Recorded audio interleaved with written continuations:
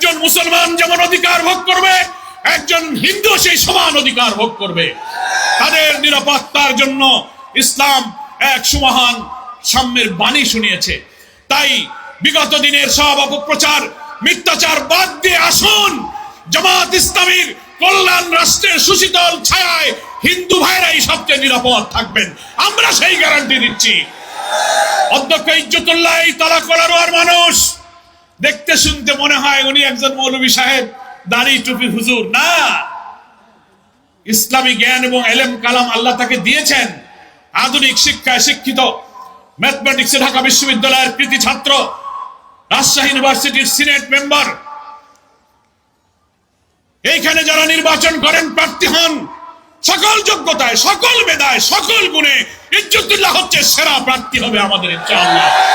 আমরা জামাত ইসলামের পক্ষ থেকে এই একজন সেরা মেধাবী, সৎ এবং জনগণের সেবক, নিরহংকার মানুষকে তালা কলার দেওয়ার জন্য জামাতের পক্ষ থেকে আজকে আমরা উপহার দিয়ে গেলাম। আপনারা উপহার গ্রহণ করলেন। আপনাদের কাছে আমরা ইজ্জতুল্লাহকে উপহার দিয়ে যেতে চাই।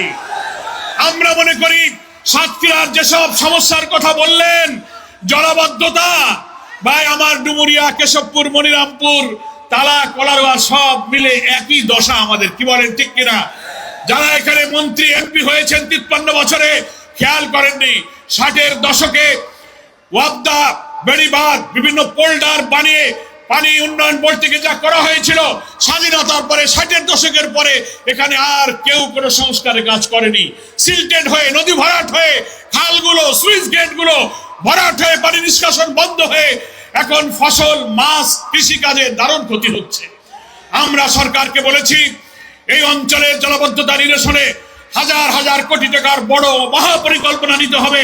সরকারের লোকদের সাথে আমারও কথা হয়েছে, ওনারা বলেছেন স্যার আমরা চেষ্টা করছি, প্রাথমিক পর্যায়ে পানি নিষ্কাশনের কিছু পরিকল্পনা সরকার নিয়েছে, এই শুকনা মৌসুমেই কিছু কাজ শুরু করার জন্য আমরা সরকারকে বলেছি, ওনারা কথা দিয়েছেন কিছু কাজ ইনশাআল্লাহ শুরু হবে।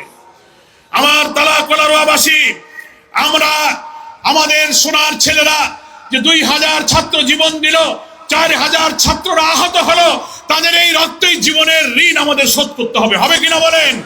সেই ঋণ ওরা তো আর এই নতুন বাংলাদেশ দেখে যেতে পারলো না। আমরা যদি একটি কল্যাণ রাষ্ট্র গঠন করতে পারি, তাহলে ওদের সেই স্বপ্নের বাংলাদেশের আশা পূরণ হবে। ওরা মেধাবী ছাত্র ছিল, বিশ্ববিদ্যালয়ের ছাত্র ছিল, আলেম ওলামা ছিল, কিন্তু ওরা সেই কল্যাণ রাষ্ট্র দেখে যেতে পারেনি। আমাদেরকে তাই নতুন রাষ্ট্র গঠনের জন্য অন্তর্বর্তীকালীন সরকারের প্রধান ডক্টর প্রফেসর ইউনূসকে আমরা বলেছি, আপনি নির্বাচনকে নিরপেক্ষ করার জন্য যতটুকু সংস্কার প্রয়োজন অতটুকু সংস্কার করে আপনি নির্বাচনের জন্য একটি রোড ম্যাপ ঘোষণা করুন। সেই নির্বাচন হবে নিরপেক্ষ, কেয়ারটেকার সরকারের অধীনে হবে এবং সংখ্যানুপাতিক পদ্ধতিতে, প্রপোর্শনাল রিপ্রেজেন্টেশন যেটাকে বলা হয়, পিআর পদ্ধতি। আধুনিক বিশ্বের অনেক গণতান্ত্রিক দেশে সবচেয়ে এই পদ্ধতি হচ্ছে উপযোগী। এখানে পার্লামেন্টে উপযুক্ত যোগ্য প্রতিনিধিত্ব হয়, যোগ্য পার্লামেন্টারিয়ানরা আসে, আসনে আসনে ভোট কাটা মাসেল কালো টাকার খেলা চলে না, ব্যক্তি প্রার্থী হয় না, দলের পক্ষে ভোট দিয়ে কোন দল কত ভোট পাবে সেই হারে সেই দলের ততজন এমপি নির্বাচিত হবে। আমরা আজকে গণমাধ্যমের মাধ্যমে সারা দেশবাসীর কাছে, প্রশাসনের কাছে জানাতে চাই, আমরা এই সংখ্যানুপাতিক পদ্ধতিতে জাতীয় নির্বাচন চাই, তাহলে যোগ্য লোকেরা এখানে আসতে পারবে।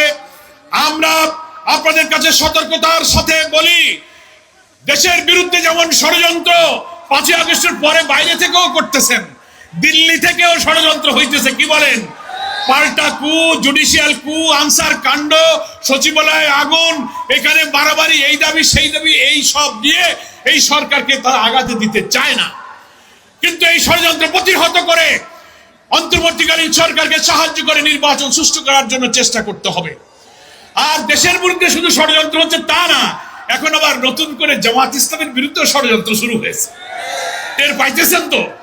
আর ষড়যন্ত্রকারীরা কেউ কেউ এমন ভাবে কথা বলে, এমন ভাবে সমালোচনা করে, আওয়ামী লীগের লোকেরা যে ভাষায় কথা বলতো, যে ভাষায় সমালোচনা করত, সেই আওয়ামী স্টাইলে আমাদের বিরুদ্ধে কথা শুরু হয়েছে। তাহলে বোঝা যায় যারা কেউ কেউ এই বিরোধিতা করেন তাদের সাথে কাদের যোগাযোগ, কি তাদের উদ্দেশ্য। আবার কি ওই পতিত ফ্যাসিস্টদেরকে আবার রাজনীতিতে সুযোগ করে দিতে চান আপনারা আমরা যেন সজাগ থাকি। সকল রাজনৈতিক দলের কাছে আমাদের আপিল থাকবে। আমাদের আমিরে জামাত বলেছেন, আসুন ফ্যাসিবাদ বিরোধী আন্দোলনে আমরা যারা মাঠে ছিলাম তাদের মধ্যে যেন কোনো ঐক্য বিনষ্টকারী কোনো কথা, কোনো বক্তব্য আমরা নিজেদের মধ্যে যেন চালাচালি না করি। কি বলেন, ঠিক কিনা? বিএনপি, জামাত, সকল দল আমরা জুলাইয়ের অভ্যুত্থানের চেতনাকে ধারণ করে একটি জাতীয় ঐক্যের পরিবেশ সৃষ্টি করে যদি জাতীয় ঐক্যের মধ্য দিয়ে আমরা নির্বাচনে যেতে পারি, তাহলে আওয়ামী ফ্যাসিবাদ আগামী নির্বাচনের মধ্য দিয়ে রাজনীতিতে তাদেরকে জিরো করে দেওয়া যাবে, তাদেরকে ইনশাআল্লাহ রাজনীতির মাঠ থেকে বিদায় করে দেওয়া যাবে। আর আমরা যদি হানাহানি করি, ওই পতিত স্বৈরাচাররা আবার একটা সুযোগ খোঁজার চেষ্টা করবে। এই জন্য আমি সব বন্ধুদের, যেভাবে একসাথে মিলে ফ্যাসিবাদকে আমরা বিদায় করেছি, একসাথে মিলে জুলাইয়ের অভ্যুত্থানের চেতনা ধারণ করে যদি জাতীয় ঐক্যের পরিবেশ সৃষ্টি হয়, আমাদের আমিরে জামাত বলেছেন আমরা ফ্যাসিবাদ বিরোধী সকল রাজনৈতিক দলের সঙ্গে, ইসলামী দল, মত, স্কলার, ইসলামী সংগঠনের সাথে ঐক্যের মাধ্যমে নির্বাচনে যেতে আমরাও প্রস্তুত আছি। একটি জাতীয় ঐক্যের পরিবেশ তৈরি করার জন্য আমি সকল রাজনৈতিক দলকে রাজনৈতিক বক্তব্য, ভাষা, বাক্যে যেন গণতন্ত্র, ভোটাধিকার এবং ঐক্যের সুর যেন ধ্বনিত হয়, সেটা আমাদেরকে খেয়াল করতে হবে। আরেকটি কথা বলে আমি আপনাদের কাছ থেকে বিদায় নেব। আসরের আগেই শেষ হবে, আপনারা এই সভাপতির কথা শুনে আপনারা আশা করি যাবেন। সেটা হচ্ছে, আমরা এমন একটি বাংলাদেশ চাই যে বাংলাদেশ আল্লাহর কাছ থেকে নাজিল হওয়া ওহীর জ্ঞানের ভিত্তিতে, ইনসাফের ভিত্তিতে কায়েম হবে এবং সেখানেই আল্লাহর কল্যাণ এবং রহমত নাজিল হবে। অভাব, অনটন, দুঃখ থাকবে না। অন্নহীন, বস্ত্রহীনের মর্ম ব্যথা, নিরশ্রয়ের আকুতি, নিরন্ন মানুষের কান্না থাকবে না। সবাই সাম্য থাকবে।